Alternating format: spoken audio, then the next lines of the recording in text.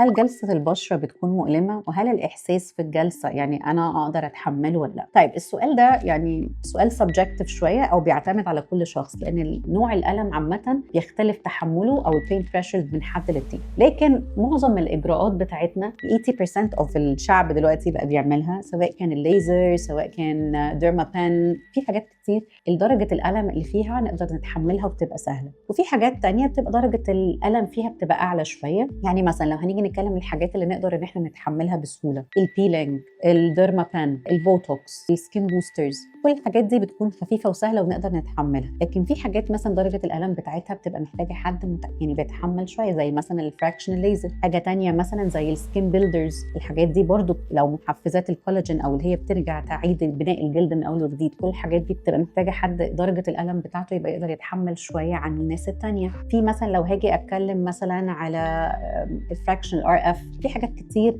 بتكون بسيطه وبتقدر تناسب الالم على حسب كل حد وعلى حسب قدره تحمله. شوفي ايه مشكلتك واحنا نشوف لك ايه الاجراء اللي يناسبك من غير الم.